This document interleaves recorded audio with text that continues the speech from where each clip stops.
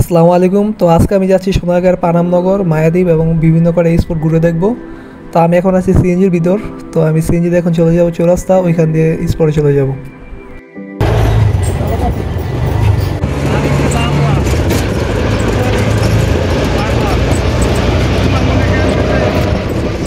তো সিএনজির সামনে বসে আছে শুভ। তো আজকে মূলত পানামনগর এবং মায়াদ্বীপ আজকে আমি আর শুভ ঘুরে দেখব। তো আমরা এখন মূলত আছি সোনারগাঁও ডিগ্রি কলেজের সামনে। তো এখান থেকে চৌরাস্তা যেতে আরও 5 থেকে 10 মিনিটের মতো সময় লাগবে। তো আজকে রাস্তায় প্রচুর জ্যাম, যেমন জন্য আজকে অনেক দেরি হচ্ছে। তো এই যে ব্রিজটা দেখছেন, এই যে সোনারগাঁও ডিগ্রি কলেজের সামনের পুল। তো এই যে আমরা এখন চলে আসি মোগরাপাড়া বাস স্ট্যান্ড। তো আমরা একটু সামনে এই ওভারব্রিজটা পার হয়ে অটো দিয়ে আমরা স্পটে চলে যাব। আজকে আমরা প্রথমে যাচ্ছি মায়াদ্বীপ, আর মায়াদ্বীপ হচ্ছে বৌদ্ধবাজারের ওই পাশে। তো আমরা এখন বৌদ্ধবাজার নদীঘাটে আছি। তো আমরা নদীঘাট পার হয়ে আমরা ওই পাশে চলে যাব।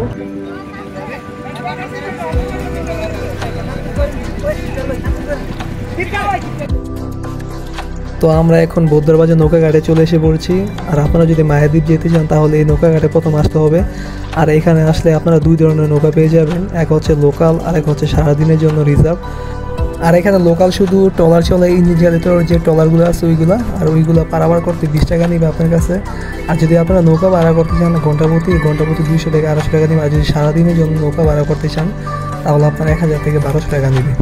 আর আপনার এখানে আসার উপায় হচ্ছে, আপনারা ঢাকা বা ঢাকার বাইরে থেকে যেখান থেকে আসেন, আপনারা প্রথমে মোগরাপাড়া বাস স্ট্যান্ড আসবেন। তো সেখান থেকে অটো বা যে কোনো গাড়ি করে আপনারা বৌদ্ধবাজার নৌকাঘাট আসবেন। তো সেখান থেকে সহজে আপনি মায়াদ্বীপ চলে যেতে পারবেন। তো আমরা এখন লঞ্চে উঠে বললাম, যে ইঞ্জিনিয়ারে তো যে লোকাল লঞ্চ আছে সেগুলো উঠে বললাম। তো আমরা মানুষ 2 জন, তার জন্য আজকে লঞ্চ নিলাম। তো এখান থেকে মায়াদ্বীপ যেতে বলে 20 থেকে 30 মিনিট সময় লাগবে। তো যেতে যেতে আপনাদেরকে নদী দেখাই, নদীর সৌন্দর্য আপনারা উপভোগ করুন।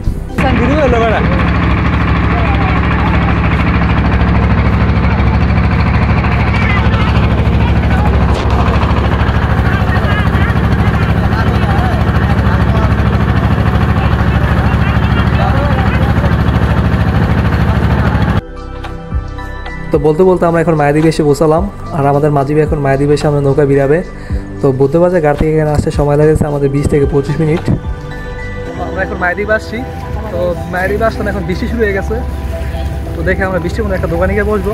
তো বসার বৃষ্টি কমলে পরে ভিডিও করবো। হ্যাঁ, আর এই যে আমার সাথে শুভ আসছে।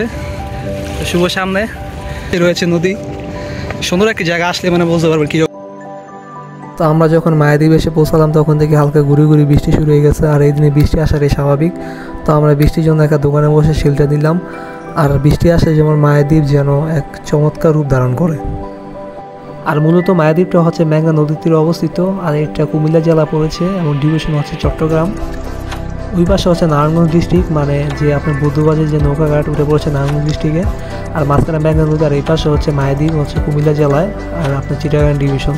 মানে মাঝখানে মেঘনা নদীটাই দুইটা জেলাকে ভাগ করে দিয়েছে, এক পাশে নারায়ণগঞ্জ আর এক পাশে কুমিল্লা জেলা।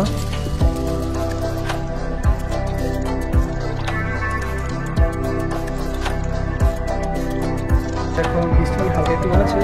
তো দ্বীপটা মূলত হচ্ছে নদীর পাড়ে অবস্থিত, মেঘনা নদীর পাড়ে। যে আপনার নদী দেখতে পাচ্ছেন। তো নদী দেখে আমরা এখন একটু গোসল করতে মজা যাবে, কিন্তু সাথে করে জামা কাপড় নিয়ে আসলে এখন গোসল করতে পারবেন না, খুব খারাপ লাগছে। তো যারা এই দ্বীপে বেড়াতে আসবেন তারা অবশ্যই গোসল করতে মিস করবেন না, কারণ এই নদীর পানি এতটাই স্বচ্ছ যে আপনার গোসল করতে মন চাবে। কিন্তু একটা জিনিস খেয়াল রাখবেন, মানে সাবধানতা অবলম্বন করবেন যাতে কোনো বড় ধরনের অ্যাক্সিডেন্ট বা দুর্ঘটনা না ঘটে, কারণ এর আগে অনেক পর্যটকের সাথে এমনটা ঘটেছে। তো আপনারা চেষ্টা করবেন সবসময় যাতে জোয়ারের সময় পানিতে না নামার, কারণ জোয়ারের সময় পানি একটু বেশি ঢেউ থাকে, তখন তা বিপজ্জনক হতে পারে। আর আপনারা যদি এখানে এসে নদীর পানিতে গোসল করেন তাহলে অবশ্যই সাথে করে গামছা, তোয়াইলা বা বিভিন্ন রকম জামা কাপড় নিয়ে আসবেন। তো এই দ্বীপটা হচ্ছে মূলত মায়াদ্বীপ। তো দ্বীপটা নদীর চরের মাঝখানে অবস্থিত। তো এই দ্বীপটা ঘুরে যা দেখলাম, দ্বীপটা একবার আহামরি সুন্দরও না, মানে একবার খারাপ না, মোটামুটি চলে, একটা ফ্যামিলি একটু ঘোরার মতো জায়গা। আর এই দ্বীপটার মধ্যে আসলে আপনার 17 মনে হবে। তো এই মায়াদ্বীপটা হচ্ছে মূলত মেঘনা নদীর পাড়ে অবস্থিত একটা চর, মানে চারপাশে মেঘনা নদী এবং মাঝখানে এই চরটা, তার জন্য মানুষ এটাকে মায়াদ্বীপ বলে রাখে। আর এই মায়াদ্বীপটা মূলত এখানে সীমাবদ্ধ নয়, এই মায়াদ্বীপের সাথে আরও ছোট ছোট 2টা দ্বীপ রয়েছে। আর ওই দ্বীপগুলো এখান থেকে খুবই কাছে, এবং ওই দ্বীপে যেতে হলে আপনার নদী পার হয়ে নৌকা দিয়ে যেতে হবে। যদি ওই 2টা দ্বীপে যেতে চান তাহলে অবশ্যই রিজার্ভ করে নৌকা নিয়ে আসতে হবে বৌদ্ধবাজার নৌকাঘাট থেকে। আর এখান থেকে কোনো লোকাল ট্রলার যাতায়াত করে না, তখন আপনাদের বৌদ্ধবাজার নৌকাঘাট থেকে একবার রিজার্ভ করে নৌকা নিয়ে আসা বাধ্যতামূলক। আপনারা যদি লোকালভাবে আসতে চান বা পকেটে টাকা খরচ কম করতে চান তাহলে বৌদ্ধবাজার নৌকাঘাট থেকে শুধুমাত্র লোকালভাবে মেন আইল্যান্ডে আসতে পারবেন। আর ওই বাকি 2টা দ্বীপ ঘুরতে হলে আপনাকে রিজার্ভ করে নৌকা নিয়ে আসতে হবে। এই দ্বীপে প্রতিদিনই নানা রকম মানুষের সমাগম হয় এবং বাংলাদেশের বিভিন্ন স্থান যেমন নরসিংদী, ঢাকা বা সিলেট, এমনকি বাংলাদেশের বিভিন্ন প্রান্তর অঞ্চল থেকে এখানে মানুষ বেড়াতে আসে। মূলত এই দ্বীপটা মেঘনা নদীর পাশে এবং নদীর মাঝখানে চর হওয়াতে মানুষের আকর্ষণ দিন দিন বৃদ্ধি পাচ্ছে এবং এটা বাংলাদেশের বর্তমানে একটা পর্যটন কেন্দ্র হিসেবে পরিচিতি লাভ করেছে।